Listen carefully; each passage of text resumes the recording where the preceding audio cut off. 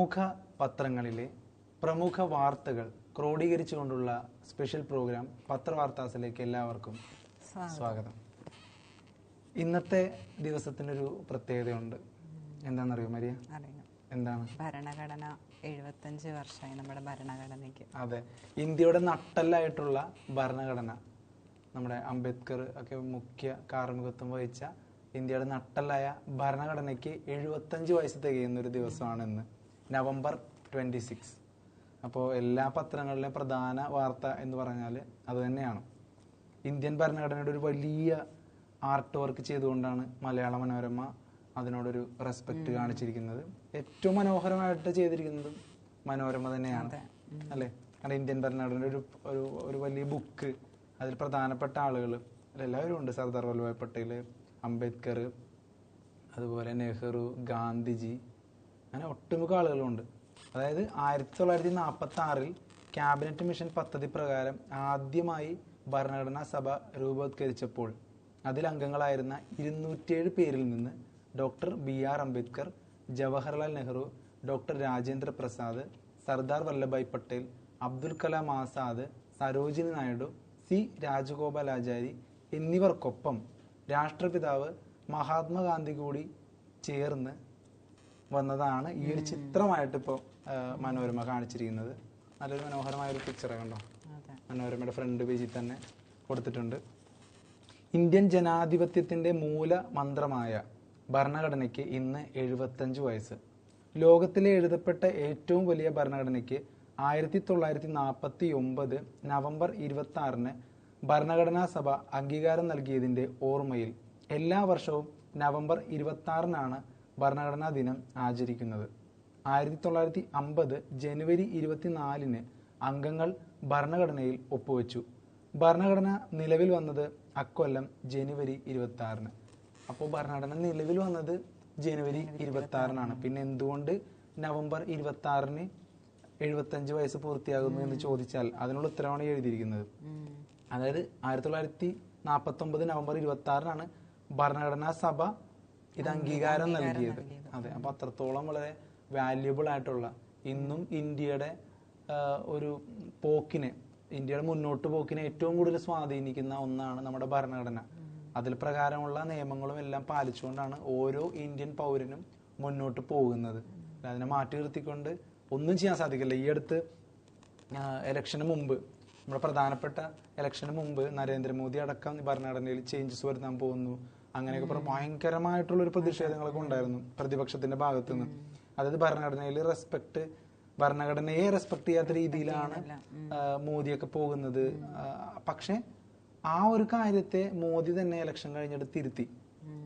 കാരണം അവരുടെ ഇലക്ഷൻ അത് ഭയങ്കരമായിട്ട് സ്വാധീനിച്ചു. അംബേദ്കറുടെ ഭരണഘടനയ്ക്ക് എതിരായിട്ട് മോദി നീങ്ങുന്നുള്ള പ്രചരണമൊക്കെ ഇലക്ഷനെ നന്നായി ബാധിച്ചു.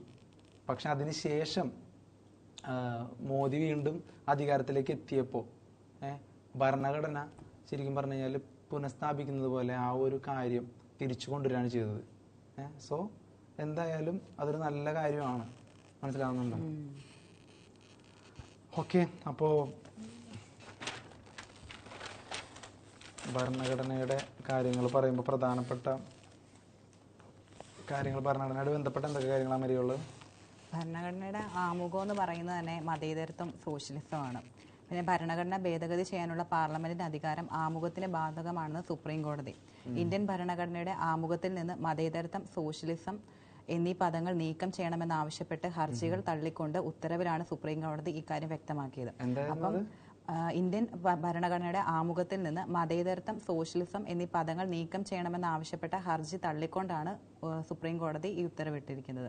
ഭേദഗതി നടന്നിട്ട് ഏകദേശം 44 വർഷങ്ങൾക്ക് ശേഷം അതിനെ വെല്ലുവിളിക്കുന്നതിന് ന്യായീകരണമില്ലെന്ന് ചീഫ് ജസ്റ്റിസ് സഞ്ജീവ് ഖന്നയും ജസ്റ്റിസ് സഞ്ജയ് കുമാറും അടങ്ങുന്ന ബെഞ്ച് നിരീക്ഷിച്ചു. 1976 പാസാക്കിയ 42ാം ഭേദഗതി പ്രകാരം ഭരണഘടനയുടെ ആമുഖത്തിൽ മതേതരത്വം, സോഷ്യലിസം എന്നീ വാക്കുകൾ ഉൾപ്പെടുത്തിയത് ചോദ്യം ചെയ്തുള്ള ഒരു കൂട്ടം റിട്ട് ഹർജികൾ വിധി പറയാൻ കഴിഞ്ഞ 22 കോടതി മാറ്റിവെച്ചിരുന്നു. മതേതരത്വം എന്ന ആശയം സമത്വത്തിന്, അവകാശത്തിന് ഒരു വശത്തെ പ്രതിനിധീകരിക്കുന്നുണ്ട്. സോഷ്യലിസം സാമ്പത്തികം, സാമൂഹികമായ നീതിയുടെ തത്വം ഉൾക്കൊള്ളുന്നു. അതിൽ സാമ്പത്തികമോ സാമൂഹികമായ സാഹചര്യം കാരണം ഒരു പൗരനും കുറവുണ്ടാകില്ലെന്ന് ഭരണകൂടം ഉറപ്പാക്കുന്നുവെന്നും കോടതി നിരീക്ഷിച്ചു. കാരണം ഇന്നത്തെ ദിവസം എന്തുകൊണ്ടും പ്രധാനപ്പെട്ട ഒരു സുപ്രധാന വിധിയാണത്. മതേതരത്വം സോഷ്യലിസം ഒക്കെയാണ് നമ്മുടെ ഇന്ത്യയുടെ നട്ടെല്ല് എന്ന് തന്നെ പറയാം, അല്ലെ? അതൊക്കെ നമുക്ക് ഉറപ്പ് തരുന്നത് ഭരണഘടനയാണ്. അപ്പൊ ആ ഭരണഘടന പറയുന്ന ഈ മതേതരത്വവും സോഷ്യലിസവും ഒക്കെ, അതായത് ഭരണഘടന പറയുന്ന മതേതരത്വവും സോഷ്യലിസവും ഒക്കെ ഇതിൽ നിന്ന് മാറ്റുക എന്ന് പറഞ്ഞു കഴിഞ്ഞാൽ ശരിക്കും ഇന്ത്യയുടെ നട്ടലിന് തന്നെ ക്ഷതമേൽക്കുന്ന ഒരു പരിപാടിയാണത്.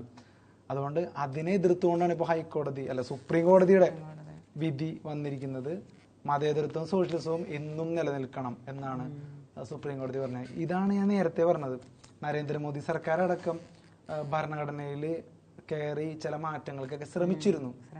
പക്ഷേ പ്രതിപക്ഷം അതിനെ ശക്തമായിട്ട് എതിർത്തു. ആ സമയത്ത് ഭരണഘടന ഈ പറയുന്ന പോലെ ബുക്ക് നമ്മുടെ അംബേദ്കർ എഴുതിയ ആ ഭരണഘടനയുടെ ബുക്കൊക്കെ പൊക്കിപ്പിടിച്ചുകൊണ്ട് രാഹുൽ ഗാന്ധിയൊക്കെ ഒരുപാട് പ്രസംഗങ്ങളൊക്കെ അതെ ഭരണഘടന വായിച്ചിട്ടില്ലെന്നൊക്കെ പറഞ്ഞിട്ടുണ്ടായിരുന്നു. അപ്പോൾ അത്തരത്തിലൊരു സാഹചര്യത്തിൽ നിന്ന് ഇന്ത്യ മുന്നണി ശക്തമായ രീതിയിൽ കഴിഞ്ഞ തെരഞ്ഞെടുപ്പിൽ വന്നപ്പോൾ പിന്നീട് മോദി എന്താ ചെയ്തെന്ന് വെച്ച് കഴിഞ്ഞാൽ ഇലക്ഷൻ കഴിഞ്ഞപ്പോൾ ഭരണഘടനയെ വീണ്ടും റെസ്പെക്ട് ചെയ്യുന്ന തരത്തിലുള്ള പിക്ചേഴ്സ് ഒക്കെ നമ്മൾ കണ്ടു. മോദി ഇങ്ങനെ ഭരണഘടനയിൽ ഇങ്ങനെ പ്രാർത്ഥിക്കുന്നതും അതുപോലെ വീണ്ടും ഭരണഘടന ഭയങ്കര ഒഫീഷ്യലായിട്ട് കയ്യിൽ കൊണ്ടുവന്നതും ഒക്കെ അതൊക്കെ ഒരു തെരഞ്ഞെടുപ്പിന്റെ ഒരു പൊളിറ്റിക്സ് ആയിട്ട് കാണാൻ പറ്റുള്ളൂ. എന്നിരുന്നാൽ കൂടി അത്രത്തോളം ഭരണഘടന പ്രധാനമാണ് എന്നുള്ളതാണ് അതിന്റെ അർത്ഥം. ഭരണഘടനയെ തൊട്ട് കളിച്ചാൽ എന്തൊക്കെ ആഫ്റ്റർ എഫക്ട് ഉണ്ടാവും എന്നുള്ളതിന്റെ ഏറ്റവും വലിയൊരു തെളിവായിരുന്നു. മോദി പോലും വീണ്ടും അദ്ദേഹത്തിന്റെ ആ ഒരു ചിന്തകളൊക്കെ മാറ്റി അവരുടെ ആ ഒരു നിലപാടുകളൊക്കെ മാറ്റി വീണ്ടും ഭരണഘടനയിലേക്ക് താതാത്മ്യം പ്രാപിച്ചത് തന്നെ അത്തരത്തിലുള്ള ഭരണഘടനയുടെ ഒരു പവർ കാരണം തന്നെയാണ്. അപ്പോൾ അത്തരത്തിൽ അടിസ്ഥാനത്തിൽ ആ ഭരണഘടന അടിസ്ഥാനത്തിൽ നിലനിൽക്കുന്ന ലോകത്തിലെ തന്നെ ഏറ്റവും വലിയ ജനാധിപത്യ രാജ്യമാണ് നമ്മുടെ ഇന്ത്യയും. അല്ലെ, അതിൽ നമുക്ക് അഭിമാനിക്കാം. അതുകൊണ്ട് ഈ ഭരണഘടന നല്ല നല്ല മാറ്റങ്ങളോടുകൂടി അപ്ഡേറ്റ് ആവട്ടെ. അല്ലാതെ ഇതുപോലുള്ള സോഷ്യലിസവും മതേതരത്വവും ഒക്കെ മാറ്റണം എന്നുള്ള പരാതികളൊക്കെ ഇതുപോലെ സുപ്രീം കോടതികളെല്ലാം തള്ളിക്കളയട്ടെ എന്ന് എനിക്ക് പറയാനുള്ളൂ. പിന്നെ ഭരണഘടനാ വാർഷികത്തിൽ പ്രതിപക്ഷ നേതാക്കളെ ഒഴിവാക്കിയതിൽ വൻ പ്രതിഷേധമാണിപ്പം. അത് ഭരണഘടന അംഗീകരിച്ചതിന്റെ 75-ാം വാർഷിക ദിനമായി ഇന്ന് പാർലമെന്റിൽ നടക്കുന്ന ചടങ്ങിൽ ലോക്സഭാ പ്രതിപക്ഷ നേതാവ് രാഹുൽ ഗാന്ധിക്കും രാജ്യസഭാ പ്രതിപക്ഷ നേതാവ് മല്ലികാർജ്ജുൻ ഖാർഗെക്കും ക്ഷണമില്ലാത്തത് പ്രതിഷേധം. അത് ഏറ്റവും വലിയ തീർച്ചയായിട്ടും. കാരണം പ്രതിപക്ഷം എന്നുള്ളത് എല്ലാ രാജ്യത്തിന്റെയും ഒരു അവിഭാജ്യ ഘടകമാണ്. പ്രതിപക്ഷം ഉണ്ടെങ്കിലേ ഭരണപക്ഷമുള്ളൂ, ഭരണപക്ഷം ഉണ്ടെങ്കിലേ പ്രതിപക്ഷമുള്ളൂ. പക്ഷെ ഇവിടുത്തെ ഭരണപക്ഷം പ്രതിപക്ഷത്തോട് ഭയങ്കരമായ ഒരു അവഗണന കാണിക്കുന്നത്. അതായത് എന്തെങ്കിലും സുപ്രധാനമായ കാര്യങ്ങൾ ഇതുപോലെ സ്വാതന്ത്ര്യദിനമായാലും ഇതുപോലുള്ള ദിനങ്ങളായാലും ഒക്കെ പ്രതിപക്ഷത്തിന്റെയും കൂടി പങ്കാളിത്താൻ വേണ്ട ദിനങ്ങളിലെല്ലാം പ്രതിപക്ഷത്തെ അവഗണിച്ചുകൊണ്ടുള്ള നിലപാടാണ് നരേന്ദ്രമോദി സർക്കാർ തുടർന്ന് എടുക്കുന്നതെന്നുള്ളത് വളരെ ഖേദകരമായ ഒരു കാര്യമാണ്. സോ ഇപ്പോഴും ഈ ഭരണഘടനയുടെ 75-ാം വാർഷികത്തിലും പ്രതിപക്ഷത്തെ അവഗണിക്കുന്നു, രാഹുൽ ഗാന്ധി അവഗണിക്കുന്നു. അതൊരു വലിയ ചോദ്യചിഹ്നമാണ് തീർച്ചയായിട്ടും. അതുകൊണ്ട് ഇത്തരത്തിലൊക്കെയാണ് നമ്മുടെ രാജ്യം പോയിക്കൊണ്ടിരിക്കുന്നത്. ഭരണഘടന ഇത്രത്തോളം വാഴ്ത്തപ്പെടുമ്പോഴും രാജ്യത്തിന്റെ രാഷ്ട്രീയ സാഹചര്യം ഇങ്ങനെയൊക്കെയാണ്. എന്തായാലും ഈ 75-ാം ആഘോഷങ്ങൾ ഇന്ന് തുടങ്ങുകയാണ്. രാഷ്ട്രപതിയുടെ അഭിസംബോധന രാവിലെ 11 മണിക്ക് ഉണ്ടാകാൻ പോവാണ്. എന്തായാലും ഒരു ഇന്ത്യൻ എന്നുള്ള നിലയിലുള്ള വികാരം ഉയർത്തിപ്പിടിക്കേണ്ട ഒരു സമയമാണ്, അല്ലേ? തീർച്ചയായിട്ടും. അടുത്തൊരു പ്രധാനപ്പെട്ട വാർത്തയിലേക്ക് പോയാൽ BJP-യിൽ ഭയങ്കരമായിട്ടുള്ള പ്രശ്നങ്ങൾ നടക്കുകയാണെന്നാണ് കേൾക്കുന്നത്. ഇലക്ഷൻ കഴിഞ്ഞതോടെ BJP-ക്ക് ഒരു വമ്പൻ തോൽവി കേരളത്തിൽ ഉണ്ടായല്ലോ. നോർത്ത് ഇന്ത്യയിലെ സാഹചര്യം അല്ല കേരളത്തില്. BJP-നെ അടുപ്പിക്കുന്നില്ല ജനം, അല്ലെ? ഒരു താമര പോലും വിരിയാനായിട്ട് ജനം സമ്മതിക്കുന്നില്ല. അപ്പൊ അങ്ങനെ ഒരു സാഹചര്യത്തില് എന്തുകൊണ്ട് BJP തോറ്റു എന്നുള്ള ചർച്ചകൾ വീണ്ടും വീണ്ടും വീണ്ടും വീണ്ടും തലപൊക്കുകയാണ്. അപ്പൊ കാരണമായിട്ട് പറയുന്നത് BJP-യുടെ കേരള ഘടകത്തിന്റെ തലപ്പത്തിരിക്കുന്നവർ കാരണം എന്നാണ് പറയുന്നത്. ആ തലപ്പത്തിരിക്കുന്നവരിൽ പ്രധാന സ്കെച്ച് ഇപ്പോ ആരുടെ നേർക്ക? സുരേന്ദ്രന്റെ നേർക്കാണ് മെയിൻ സ്കെച്ച്. കലങ്ങി മറിഞ്ഞ് താമരക്കുളം എന്നുള്ളൊരു തലക്കെട്ടോടുകൂടി മംഗളം അത് ഫ്രണ്ട് പേജിൽ ആദ്യ വാർത്തയായിട്ട് റിപ്പോർട്ട് ചെയ്തിട്ടുണ്ട്. പാലക്കാട്ടെ തോൽവി, BJP-യിൽ കലാപം, രാജ്യസന്നദ്ധത സൂചിപ്പിച്ച് K. സുരേന്ദ്രൻ. അപ്പൊ സുരേന്ദ്രൻ വഴങ്ങുന്നുണ്ട്. ഇപ്പൊ കുറച്ചാൾ മുമ്പ് വരെ സുരേന്ദ്രൻ രാജിവെക്കും എന്നുള്ളൊരു മൂഡിലല്ലായിരുന്നു. എന്തിനാ രാജിവെക്കുന്നത് എന്നുള്ള രീതിയിൽ. പക്ഷെ തുടർ പരാജയങ്ങൾ, K. സുരേന്ദ്രൻ പോലും മത്സരിച്ചിട്ട് ഇതുവരെ ജയിച്ചിട്ടില്ല എന്നൊരു ദാരുണ സാഹചര്യത്തിൽ ഇനി രാജിയല്ലാതെ വേറെ നിവൃത്തിയില്ല. അദ്ദേഹം പോലും ജയിക്കുന്നില്ല, പിന്നെയാണ് ബാക്കിയുള്ളവര്. കെട്ടിവെച്ച കാശ് പോലും BJP കിട്ടാത്ത തരത്തിലാണ് തോൽക്കുന്നത്. പാലക്കാട് ആയിക്കോട്ടെ, ചേലക്കര ആയിക്കോട്ടെ, പിന്നെ വയനാട് പിന്നെ പറയണ്ട, വയനാട് പിന്നെ നോക്കണ്ട അല്ലേ. അവിടെ പ്രിയങ്ക ഗാന്ധി എന്നുള്ളതൊരു ഏകപക്ഷീയമായ ജയമാണത്. അവിടെ ഒരു മത്സരം പോലും ഇല്ല. കാരണം രാഹുൽ ഗാന്ധിയുടെ പോലും റെക്കോർഡിനെ തകർത്തുകൊണ്ടാണ് പ്രിയങ്ക ഗാന്ധി ആദ്യ മത്സരത്തിൽ തന്നെ വയനാട്ടുകാർക്ക് പ്രിയങ്കരിയായി മാറിയത്. പക്ഷേ ബാക്കി രണ്ടിടത്തും BJPക്ക് ഒന്ന് ശ്രമിക്കാമായിരുന്നു. കിട്ടില്ല. എന്നാലും എന്താന്നറിയോ മരിയ, കഴിഞ്ഞ വട്ടം പാലക്കാട് ഏകദേശ വോട്ടിനാണ് തോറ്റത് ഈ ശ്രീധരൻ മത്സരിച്ചപ്പോ. അപ്പൊ ഷാഫി പറമ്പിലായിട്ടൊക്കെ നല്ല കോമ്പറ്റീഷൻ വന്നതാ. മുനിസിപ്പാലിറ്റി വോട്ടുകളൊക്കെ ഉണ്ട്, അതൊക്കെ കൂടുതൽ BJPക്ക് കിട്ടിയത്. പക്ഷെ ഇത്തവണ അതെല്ലാം കുറഞ്ഞുപോയി. ഏകദേശം ഒരു 12-18 ഭയങ്കര ഭൂരിപക്ഷത്തിലാണ് ജയിച്ചത് എതിർ സ്ഥാനാർത്ഥി. അതുകൊണ്ട് തന്നെ രാഹുൽ മാങ്കൂട്ടത്തില് ജയിക്കാൻ കാരണം BJPയുടെ കഴിവില്ലായ്മയാണ് എന്നുള്ളതാണ് BJP പക്ഷത്തു നിന്ന് തന്നെ ഉയർന്ന വിമർശനങ്ങൾ. അപ്പോ പാലക്കാട്ടെ തോൽവി, BJPയിലെ കലാപം, രാജസന്നെ സൂചിപ്പിച്ച് കെ സുരേന്ദ്രൻ, BJP കൗൺസിലർമാർക്ക് കോൺഗ്രസ് ക്ഷണം, അതൊക്കെയാണ് മെയിൻ ബുള്ളറ്റിനായിട്ട് വരുന്നത്. അതായത് BJPയിലുള്ള ആളുകൾക്ക് കോൺഗ്രസ് ഒരു ക്ഷണം നൽകുകയാണ്, വരൂ എന്നുള്ളത്. സാധാരണ അങ്ങനെയല്ല. നോർത്ത് ഇന്ത്യയിലൊക്കെ കോൺഗ്രസ്സുകാരാണ് BJPയിലോട്ട് പോകുന്നത്. അങ്ങനെ BJPയില് അമിത്ഷാ ഒരു പെട്ടിയായിട്ട് വരും, അതിൽ കുറെ പൈസ ഉണ്ടാവും, അങ്ങനെ പോകുന്നു, വേറെ റിസോർട്ടിലൊക്കെ മുറിയെടുത്ത് കൊടുക്കുന്നു. ഇങ്ങനെയുള്ള കലാപരിപാടികളൊക്കെ നമ്മൾ കണ്ടിട്ടുള്ളതാണ്. പക്ഷെ കേരളത്തില് അങ്ങനെയുള്ള കലാപരിപാടികൾ ഇല്ലായിരുന്നു. ആരും എന്തായാലും BJPയിലേക്ക് പോകാറില്ല. BJPയിലേക്ക് പോയാൽ അത്രത്തോളം അവരധപ്പതിച്ചോ എന്നൊക്കെ വിമർശിക്കുന്ന ഒരു സമൂഹം കേരളത്തിലുണ്ട്. കാരണം ഏറ്റവും മൂന്നാമത് നിൽക്കുന്ന പാർട്ടിയായിട്ടാണ് കേരളത്തില് BJP, കേരളത്തില്. അപ്പൊ ആ പാർട്ടിയിലേക്ക് പോകുക എന്ന് പറഞ്ഞു കഴിഞ്ഞാൽ മുകളിലുള്ള 2 പാർട്ടികളിലും തഴയൽ നേരിട്ടാലാണ് അങ്ങനെ ഒരു സാധ്യത. പക്ഷെ ഇതിപ്പോ BJPയിൽ നിന്ന് കോൺഗ്രസിലോട്ട് ഒരു സ്റ്റെപ്പിംഗ് സ്റ്റോൺ പോലെ കാലെടുത്ത് വെക്കുകയാണ്. സന്ദീപ് വാര്യരാണെന്ന് തുടക്കം കുറിച്ചിരിക്കുന്നത്. ഇനി ഒരുപാട് പേര് കോൺഗ്രസിലേക്ക് വരും എന്നാണ് പറയുന്നത്. കോൺഗ്രസ് കൊണ്ട് വാതിലുകൾ ഇങ്ങനെ തുറന്നിട്ടിരിക്കുക, വരൂ വരൂ BJPക്കാര് വരൂ, BJPക്കാര് വരൂ എന്നുള്ള രീതിയിൽ. അപ്പോ സ്ഥാനാർത്ഥി നിർണയത്തിനെതിരെ പാലക്കാട് നഗരസഭാധ്യക്ഷ പോലും അതിനെതിരെ പറഞ്ഞിരിക്കണം. കാരണം അതൊക്കെ BJPക്കാരാണ്. ഞാൻ പറഞ്ഞില്ല, ഈ മുനിസിപ്പാലിറ്റിയിൽ വോട്ടൊക്കെ ഭയങ്കര നിർണായക വോട്ടുകളാണ്. അവിടെ പോലും BJPക്ക് കുറഞ്ഞു എന്ന് പറഞ്ഞു കഴിഞ്ഞാൽ ഭയങ്കര ചർച്ചയാണ് അത് ഉണ്ടാക്കിയിരിക്കുന്നത്. കൃഷ്ണകുമാറിന്റെ സ്വത്ത് പരിശോധിക്കണമെന്ന് ശിവരാജൻ അവസരം മുതലെടുത്ത് അങ്ങനെ ചില സ്ഥാനാർത്ഥിയാണ് കൃഷ്ണകുമാർ. BJP നേതൃത്വം ഇന്ന് കൊച്ചിയിൽ ചേരുവാണ്. അപ്പൊ ഇന്ന് നിർണായകമായിട്ടുള്ള വിവരങ്ങളൊക്കെ അറിയാം. സുരേന്ദ്രൻ മാറുമോ, സുരേന്ദ്രന് പകരം ആര് വരും, മുരളീധരൻ വരും എന്നൊരു പക്ഷം പറയുന്നുണ്ട്. മുരളീധരൻ, കേന്ദ്ര സഹമന്ത്രിയൊക്കെ ആയിട്ടുള്ള മുരളീധരൻ വരുമെന്ന് ഒരു പക്ഷം പറയുന്നുണ്ട്. പക്ഷെ അറിയില്ല.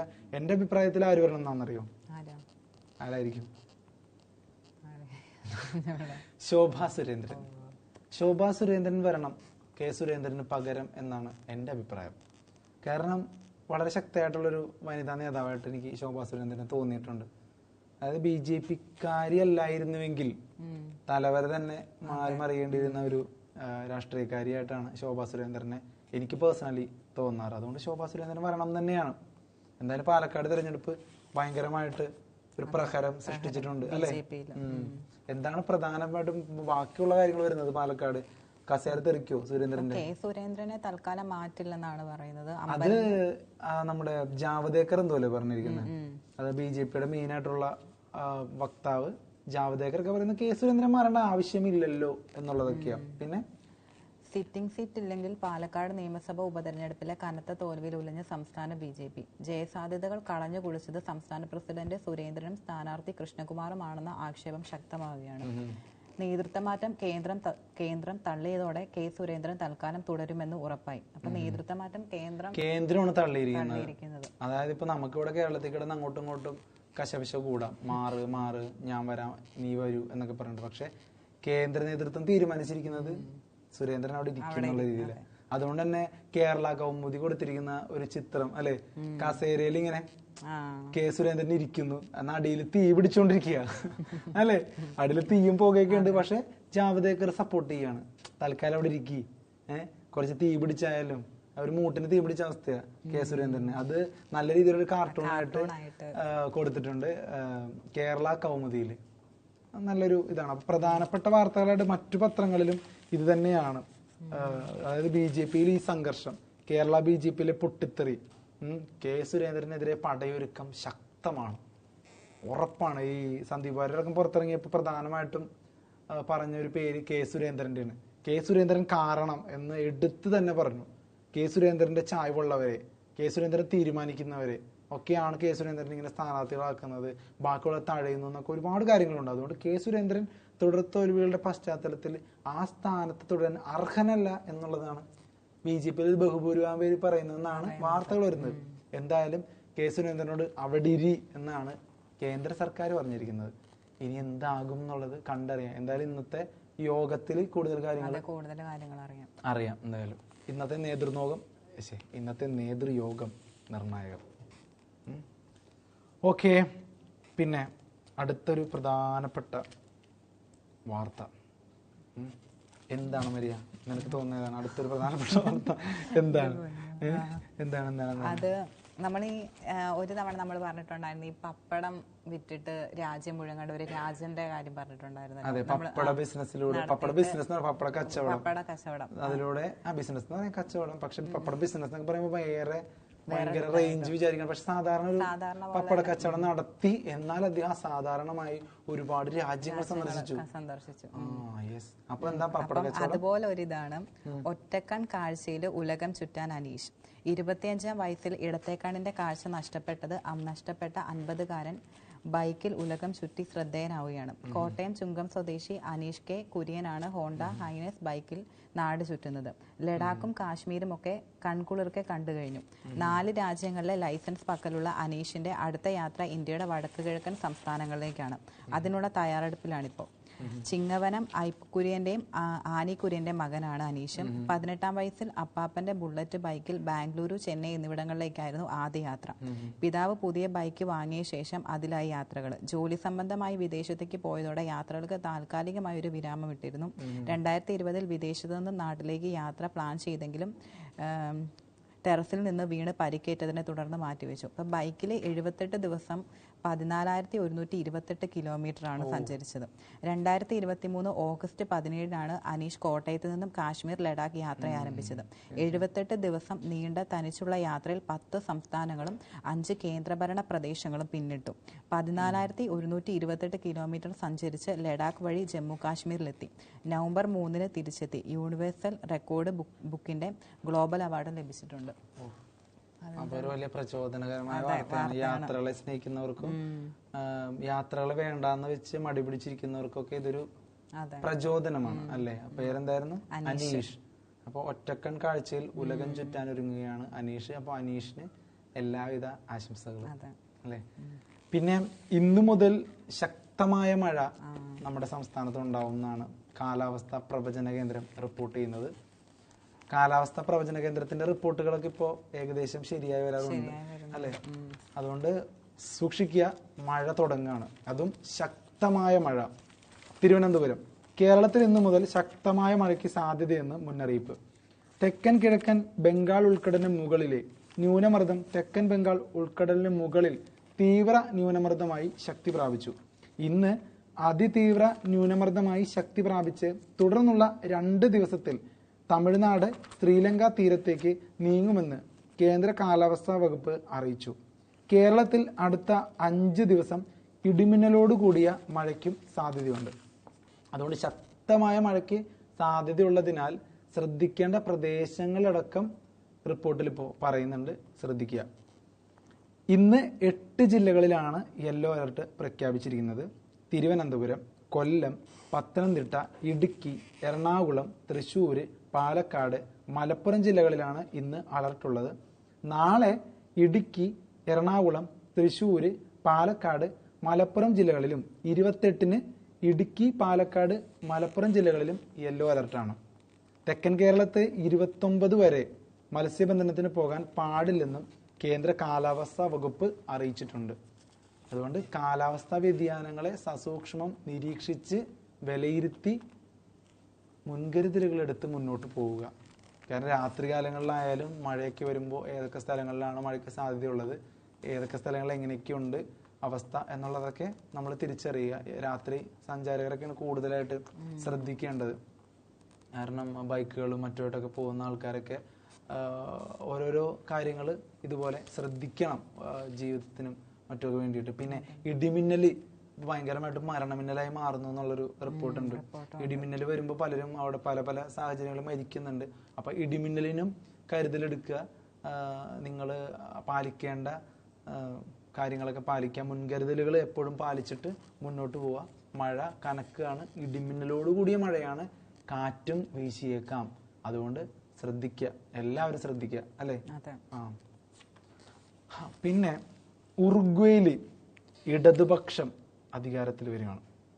നമ്മളെപ്പോഴും കളിയാക്കാറുണ്ട് ചില സമയത്ത് ചിലര്, ലോകത്തിൽ ആകെ കേരളത്തിൽ മാത്രമേ ഉള്ളൂ ഇടതുപക്ഷം എന്നുള്ളത്, കമ്മ്യൂണിസ്റ്റ് ആകെ കേരളത്തിൽ മാത്രമേ ഉള്ളൂ, ഇപ്പൊ കേരളത്തിൽ മാത്രമേ ഉള്ളൂ, അതും കൂടി കഴിഞ്ഞാൽ വംശനാശം എന്നൊക്കെ നമ്മൾ പറയാറുണ്ട്. പക്ഷെ കാണൂ, ഉറുഗ്വേയില് ഇടതുപക്ഷം. യമാൻഡു ഒർസി പ്രസിഡന്റായി തെരഞ്ഞെടുക്കപ്പെട്ടു. മോണ്ടെവിഡിയോ, തെക്കേ അമേരിക്കൻ രാജ്യമായ ഉറുഗ്വേയിൽ നടന്ന പ്രസിഡന്റ് തെരഞ്ഞെടുപ്പിൽ ഇടതു സ്ഥാനാർത്ഥി യമാൻഡു ഒർസിക്ക് വിജയം. സുപ്രധാന തെരഞ്ഞെടുപ്പിൽ കടുത്ത മത്സരത്തിനൊടുവിലാണ് യമാൻഡു ഒർസി യാഥാസ്ഥിക ഭരണസഖ്യത്തെ പുറത്താക്കിയത്. മധ്യ വലത് ഭരണസഖ്യ പ്രസിഡന്റ് സ്ഥാനാർത്ഥിയായ അൽവാരോ ഡെൽഗാഡോ ഒർസിയോട് പരാജയം സമ്മതിച്ചു. ഭൂരിഭാഗം വോട്ടുകളും എണ്ണിക്കഴിഞ്ഞപ്പോൾ ഒർസി 49%, ഡെൽഗാഡോ 46% വോട്ടുകൾ നേടിയതായി തെരഞ്ഞെടുപ്പ് ഉദ്യോഗസ്ഥർ അറിയിച്ചു. ഇഞ്ചോടിഞ്ച് പോരാട്ടമായിരുന്നു. 49% ഒർസി നേടിയപ്പോൾ ഡെൽഗാഡോ 46% നേടി. വെറും 3% ഒരു വ്യത്യാസത്തിനാണ് തോറ്റിരിക്കുന്നത്. തൊഴിലാളി വർഗ മുൻ ചരിത്ര അധ്യാപകനും ഉറുഗ്വേയുടെ വിശാല സഖ്യത്തിൽ നിന്നും 2 തവണ മേയറുമായ നേതാവാണ് ഒർസി. സ്വാതന്ത്ര്യത്തിന്റെയും സമത്വത്തിന്റെയും സാഹോദര്യത്തിന്റെയും രാജ്യം ഒരിക്കൽ കൂടി വിജയിച്ചുവെന്ന് അനുയായികളെ അഭിസംബോധന ചെയ്ത് അദ്ദേഹം പറഞ്ഞു. ഒർസി അധികാരത്തിലേറുമെന്ന് സർവേകളിൽ ഭൂരിഭാഗവും പ്രവചിച്ചിരുന്നു. ഗൂഗിൾ പോലുള്ള കമ്പനികളെ രാജ്യത്തേക്ക് ആകർഷിച്ച് ബിസിനസ് മേഖലകളെ സൗഹാർദ്ദപരമാക്കാൻ നികുതി ഇളവുകൾ പോലുള്ള കാര്യങ്ങൾ ഒർസിയുടെ പരിഗണനയിലുണ്ട്.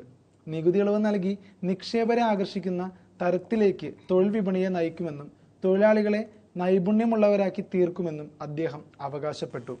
ഒക്ടോബർ 27 ആദ്യഘട്ട തിരഞ്ഞെടുപ്പിൽ 44% വോട്ട് ഒർസിക്ക് ലഭിച്ചപ്പോൾ ഡെൽഗാഡോ 27% ഒതുങ്ങി. എന്നാൽ മറ്റൊരു യാഥാസ്ഥിക പാർട്ടിയായ കൊളറാഡോ പാർട്ടി 20% വോട്ട് നേടിയതും രാജ്യത്തെ 10% വോട്ടർമാർ തീരുമാനമെടുക്കാതെ തുടരുന്നതും തെരഞ്ഞെടുപ്പ് ഫലം പ്രവചനാതീതമാക്കിയിരുന്നു. അതുകൊണ്ട് ഒരു സംശയം ഉണ്ടായിരുന്നു എന്താണ് സംഭവിക്കുക എന്നുള്ളത്. പക്ഷെ ആ സംശയങ്ങൾക്കൊക്കെ വിരാമം ഇട്ടുകൊണ്ട് ഇടതുപക്ഷം ഉറുഗ്വേയിൽ ഭരണത്തിലേറിയിരിക്കുകയാണ്. അതുകൊണ്ട് കേരളത്തിൽ മാത്രമല്ല, അങ്ങ് ഉറുഗ്വേയിലുണ്ട് കമ്മ്യൂണിസ്റ്റുകാർക്ക് പിടി കേട്ടോ. വായുമലിനീകരണം കടുത്ത നടപടിയുമായിട്ട് സുപ്രീം കോടതി വരികയാണ്. ന്യൂഡൽഹി ഒരു രക്ഷയില്ല. വായുമലിനീകരണത്തിൽ ലോകത്തിൽ തന്നെ നമ്പർ 1 എന്നുള്ള മൂഡിലേക്കാണ് ഡൽഹി പോയിക്കൊണ്ടിരിക്കുന്നത്. അതുകൊണ്ട് ഡൽഹിയിലെ വായുമലിനീകരണത്തിൽ കടുത്ത നടപടിയുമായി സുപ്രീം കോടതി വരികയാണ്. ചെക്ക് പോസ്റ്റുകളിലെ നിരീക്ഷണത്തിൽ വീഴ്ച വരുത്തിയതിന് ഡൽഹി പോലീസ് കമ്മീഷണർക്കെതിരെ പ്രോസിക്യൂഷൻ നടപടിയെടുക്കുമെന്ന് സുപ്രീം കോടതി അറിയിച്ചു. CAQM നിയമത്തിലെ സെക്ഷൻ 14 പ്രകാരം വിചാരണ നടപടികൾ ആരംഭിക്കാൻ സുപ്രീം കോടതി നിർദ്ദേശം നൽകി. ഡൽഹിയിലേക്ക് മൊത്തം 113 ചെക്ക് പോസ്റ്റുകളാണ് ഉള്ളത്. എന്നാൽ 23 ചെക്ക് പോയിന്റുകളിൽ മാത്രമാണ് പോലീസ് ഉദ്യോഗസ്ഥരെ വിന്യസിച്ചിട്ടുള്ളത്. 113 ചെക്ക് പോസ്റ്റ്, അതിലാകെ 23 ചെക്ക് പോസ്റ്റിലെ പോലീസുകാരുള്ളൂ എന്ന്. അപ്പൊ ഈ ഒരു ഗുരുതരമായ വീഴ്ച കണക്കിലെടുത്തിട്ടാണ് സുപ്രീം കോടതി ഇങ്ങനൊരു നടപടിയിലേക്ക് പോകുന്നത്.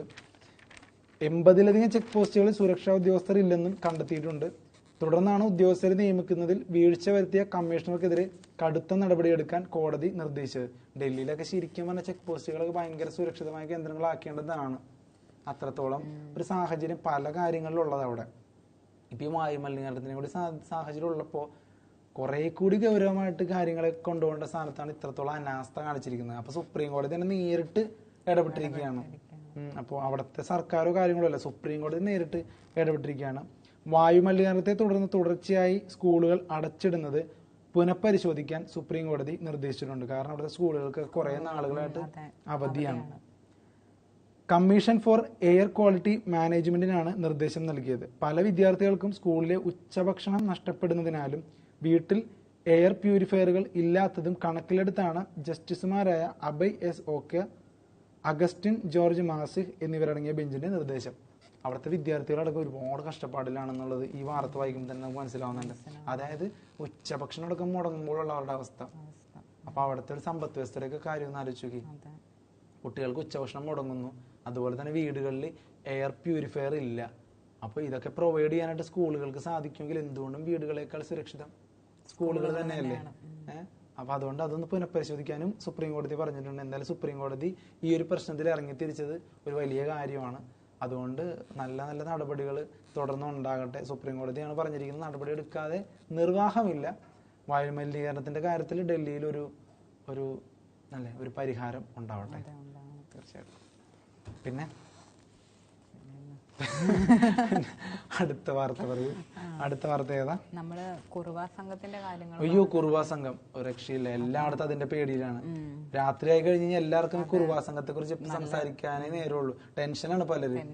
പക്ഷെ എന്ത് പറ്റിയെന്നൊക്കെ വെച്ച് കഴിഞ്ഞാൽ ഒന്നും മിണ്ടാതെ തന്നെ കുറുവാ സംഘത്തിനെ പേടിച്ചിരിക്കാന്നൊക്കെ പറയുന്ന കൂട്ടുകാരുണ്ട് നമുക്ക്. അതെ, രാത്രി ഇറങ്ങാൻ തന്നെ പലരും. അയ്യോ, അത് തീർച്ചയായിട്ടും ഒറ്റയ്ക്ക് ഇറങ്ങാനും. പിന്നെ വീടുകളൊക്കെ ഇതുപോലെ രാത്രി ഇങ്ങനെ ലൈറ്റൊക്കെ ഇട്ടാലും എല്ലാവർക്കും ഭയങ്കര പേടിയാ. വീടുകളിലൊക്കെ ഇരിക്കുന്നവർക്ക് എന്തെങ്കിലും ശബ്ദം കേട്ടാൽ പോലും പേടിയാ. ചുമ്മാ ഒരു പൂച്ചാരിഞ്ഞാൽ പോലും പേടിയാ. അത്രത്തോളം കുറുവാ സംഘത്തിന്റെ ഒരു എഫക്ട് ഉണ്ടാക്കി വെച്ചിട്ടുണ്ട്. പ്രത്യേകിച്ച് കുറുവാ സംഘം ഇപ്പോൾ ഏറ്റവും കൂടുതൽ പേടിപ്പിക്കുന്നത് കോട്ടയംകാരെയാണ്, അല്ലേ? അപ്പൊ എന്താ വാർത്ത? പാലാ, പൊൻകുന്നം, കാഞ്ഞിരപ്പള്ളി, രാമപുരം പ്രദേശങ്ങളിൽ വീണ്ടും ഭിക്ഷാടന മാഫിയ സജീവമായിട്ടുണ്ട്.